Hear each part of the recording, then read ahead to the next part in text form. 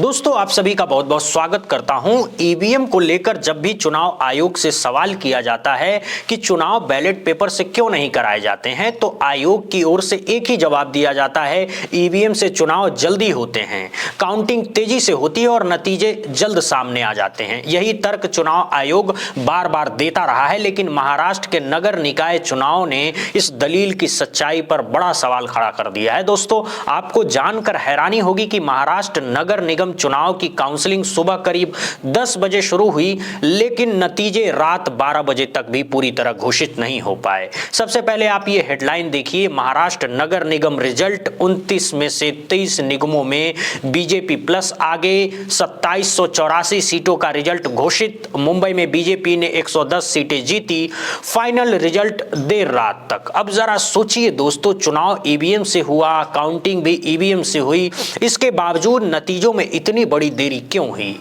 आमतौर पर ऐसे चुनावों के नतीजे शाम 5 बजे तक आ जाने चाहिए थे, लेकिन यहां रात तक इंतजार करना पड़ा। इसी वजह से महाराष्ट्र चुनाव को लेकर धांधली के आरोप भी लगातार सामने आ रहे हैं। अगर सिर्फ नतीजों पर नजर डालें तो ये परिणाम बेहद अप्रत्याशित माने जा रहे हैं। इस बार महाराष्ट्र के नगर निगम चुनाव में सबसे ज्यादा चर्चा ओवैसी की पार्टी एआईएआईएम को लेकर हो रही है। इसके साथ साथ बीएसपी के प्रदर्शन ने भी सभी को चौंका दिया है। आगे हम आपको बताएंगे कि बीएसपी ने कहां-कहां कितनी सीटें जीती है, एआईएमआईएम का क्या हाल रहा, लेकिन उससे पहले बात करते हैं मुंबई के नगर निगम यानी बीएमसी की। दोस्तों बीएमसी यानी मुंबई नगर निगम, महाराष्ट्र में कुल 29 नगर निगम हैं, जिनमें कुल 2869 सीटें हैं। इनमें से 68 सीटों पर महायुक्ति यानी बीजेपी गठबंधन के उम्मीदवार निर्विरोध निर्वाचित हो गए थे। अगर 2869 में से इन 68 सीटों को घटा दिया जाए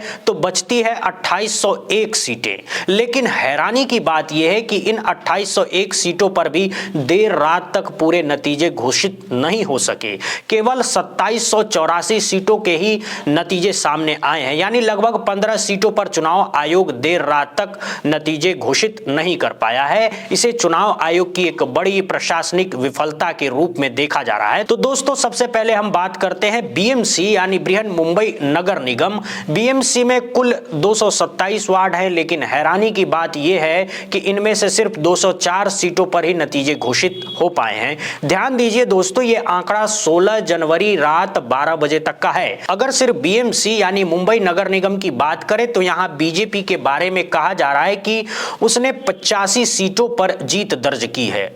शिवसेना को 25 सीटें मिली है, कांग्रेस ने 20 सीटें जीती है। उद्धव ठाकरे गुट की शिवसेना यानी यूबीटी को 60 सीटें मिली है, जबकि एमएनएस के खाते में 5 सीटें गई हैं। अब अगर मुंबई नगर निगम को छोड़कर बाकी 28 नगर निगमों की बात करें तो वहां तस्वीर कुछ इस तरह है। बीजेपी ने 1372 सीटों पर जीत हासिल की है और कहा जा रहा है कि वो यहां सबसे बड़ी पार्टी बनकर उभरी है। एकनाथ शिंदे की शिवसेना को 394 सीटें मिली है, कांग्रेस को 315 सीटें मिली है, अजीत पवार की राष्ट्रवादी कांग्रेस पार्टी को 158 सीटें मिली है। वहीं उद्धव ठाकरे की शिवसेना को 149 सीटों पर जीत मिली है। नागपुर, ठाणे, मुंबई, नवी मुंबई, पिंपरी चिंचवाड़ और नासिक जैसे बड़े शहरों में भी बीजेपी गठबंधन को बढ़त मिलती हुई दिखाई दे रही है। दोस्तों यहां एक बड़ा सवाल खड़ा होता है, आखिर ऐसी क्या वजह है कि चाहे गांव हो या शहर, हर जगह वोटर्स बीजेपी को वोट देते नजर आते हैं? ये एक गंभीर सवाल है दोस्तों। बीजेपी ने ऐसा क्या कर दिया है कि उसके सहयोगी दलों को भी बम्पर वोट मिलते हैं और बम्पर सीटें हासिल होती है? हालांकि इन नतीजों को लेकर धांधली के आरोप भी लगाए जा रहे हैं और कई गंभीर सवाल खड़े किए जा रहे हैं। फिलहाल हम सिर्फ चुनावी आंकड़ों और नतीजों पर ही फोकस कर रहे हैं। अब अगर बीएसपी की बात करें तो यहाँ एक कड़वा सच सामने आता है। जब भी बीएसपी कहीं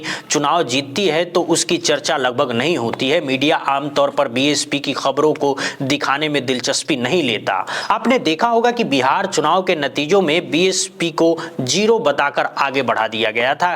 केरल निकाय चुनाव में बीएसपी ने अच्छा प्रदर्शन किया, लेकिन उसकी कोई खास चर्चा नहीं हुई। पंजाब चुनाव में भी बीएसपी का प्रदर्शन बेहतर रहा, लेकिन मीडिया ने उसे नजरअंदाज कर दिया। अब वही स्थिति महाराष्ट्र नगर निगम चुनाव में भी देखने को मिल रही है। कहा जा रहा है कि बीएसपी ने यहां 7 सीटों पर जीत दर्ज की है, लेकिन लेकिन मुख्य धारा की मीडिया में कहीं भी इसकी चर्चा नहीं दिखाई दे रही है। हालांकि सोशल मीडिया पर इसको लेकर कुछ बातचीत जरूर देखने को मिल रही है। खबरों के मुताबिक महाराष्ट्र नगर निगम चुनाव में रात 12 बजे तक बहुजन समाज पार्टी ने 7 सीटों पर जीत हासिल कर ली थी। अब लोग यही सवाल कर रहे हैं कि इस प्रदर्शन को आखिर किस नजर से देखा जाए और इसे कितना अहम माना जाए। वहीं समाजवादी पार्टी को लेकर खबर यह है कि इस बार समाजवादी पार्टी ने केवल एक ही सीट पर जीत दर्ज की है और वो सीट भी मुंबई से आई है। दूसरी तरफ मुंबई में बहुजन समाज पार्टी ने जिस तरह से जीत हासिल की है उससे पार्टी के कार्यकर्ताओं में खास उत्साह देखने को मिल रहा है। कहा जा रहा है कि बीएसपी का ग्राफ लगातार ऊपर जा रहा है और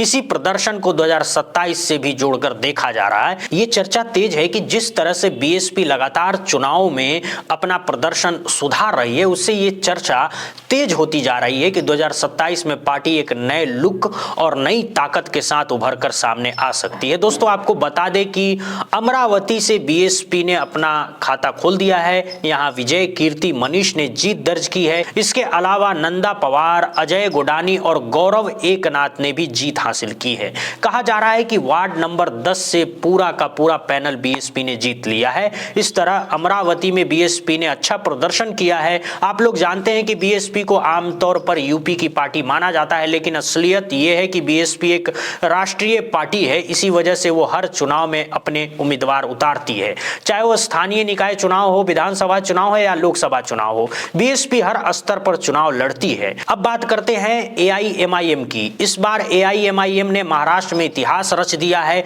मीडिया ने भी एआईएमआईएम को इस बार काफी कवरेज दी है। हेडलाइन आप देख सकते हैं, बीएमसी चुनाव में एआईएमआईएम ने दिखाई अपनी ताकत। अगर सिर्फ बीएमसी यानी मुंबई नगर निगम की बात करें तो ओवैसी की पार्टी ने यहां 7 सीटों पर जीत दर्ज की है। ध्यान दीजिए, यहां बात पूरे महाराष्ट्र की नहीं बल्कि सिर्फ मुंबई नगर निगम की हो रही है, जहां एआईएमआईएम के 7 उम्मीदवार विजयी हुए हैं। पूरे महाराष्ट्र की बात करें तो 13 नगर निगमों में एआईएमआईएम के कुल 95 पार्षद चुने गए हैं। छत्रपति संभाजी नगर में एआईएमआईएम ने 24 सीटों पर जीत हासिल की है। मालेगांव में 20 सीटें जीती हैं। सोलापुर, धुले और नांदेड़ में सोलापुर, धुले और नांदेड़ में एआईएमआईएम ने 8-8 सीटों पर जीत दर्ज की है। यानी इन तीनों नगर निगमों में कुल 24 सीटें मिली है। अमरावती में एआईएमआईएम के 6 पार्षद हैं, ठाणे में 5, नागपुर में 4 और चंद्रपुर में भी एआईएमआईएम ने 1 सीट पर जीत दर्ज की है। इस तरह ओवैसी की पार्टी 95 पार्षदों तक पहुंच चुकी है। नांदेड़ समेत कई मुस्लिम बहुल इलाके में एआईएमआईएम ने जबरदस्त प्रदर्शन किया है। ओवैसी जिस तरह की राजनीति करते हैं उससे मुस्लिम समाज का एक बड़ा वर्ग उनके भाषणों और उनके राजनीतिक एजेंडे से प्रभावित होता है। यही वजह है कि मुस्लिम बहुल इलाके में एआईएमआईएम का प्रदर्शन मजबूत नजर आ रहा है। लेकिन अगर दूसरी तरफ बीएसपी की बात करें तो दलित समाज अभी पूरी तरह से बीएसपी के साथ जुड़ता हुआ नहीं दिख रहा है। वो कहीं ना कहीं आज भी आंशिक रूप से बीजेपी के साथ दिखाई देता है। ओबीसी वर्ग भी अभी पूरी तरह से बीएसपी के साथ नहीं आ पाया है। मुस्लिम समाज भी अभी बीएसपी के साथ पूरी तरह से जुड़ा हुआ नजर नहीं आता है। वजह है कि बीएसपी के सामने कई बड़ी चुनौतियां बनी हुई हैं, वहीं ओवैसी के सामने भी चुनौतियां हैं। एआईएमआईएम के साथ अभी ओबीसी समाज और एससी समाज अभी पूरी तरह से नहीं जुड़ पाया है। अब महाराष्ट्र चुनाव नतीजे में जिस तरह से दोनों पार्टियों ने प्रदर्शन किया है उसके बाद लोग कयास लगाने लगे हैं कि क्या यूपी चुनाव में ये दोनों पार्टियां साथ नजर आएंगी। जब भी गठबंधन की बात होती है तो ओवैसी और मायावती का नाम जरूर लिया जाता है। हालांकि अपने जन्मदिन के मौके पर मायावती ने साफ कर दिया है कि अब किसी भी पार्टी के साथ गठबंधन नहीं करेगी। उनका कहना है कि जैसे 2007 में सत्ता हासिल की थी वैसे ही 2027 में भी बीएसपी अपने दम पर सत्ता में आएगी। बीएसपी सुप्रीमो ने इसको लेकर अपना संकल्प भी दोहरा दिया है। अब बड़ा सवाल यही है, क्या बीएसपी बिना किसी गठबंधन के 2027 में सत्ता में आ पाएगी? क्या बीएसपी को ओवैसी के साथ या किसी और पार्टी के साथ गठबंधन करना चाहिए? क्या बिना गठबंधन गठबंधन के बीएसपी पूर्ण बहुमत के साथ सरकार बना पाएगी, जैसा 2007 में हुआ था। महाराष्ट्र चुनाव में जिस तरह से बीएसपी ने 7 सीटों पर जीत दर्ज की है और ओवैसी की पार्टी ने जिस तरह से जीत का परचम लहराया है, इन तमाम जीतों को लेकर आप लोग क्या सोचते हैं? आखिर हर चुनाव में बीजेपी को बढ़त क्यों मिल जाती है? इसके पीछे की वजह आप क्या मानते हैं? अपनी राय कमेंट बॉक्स में जरूर बताइएगा। अभी के लिए बहुत बहुत शुक्रिया, बहुत बहुत धन्यवाद।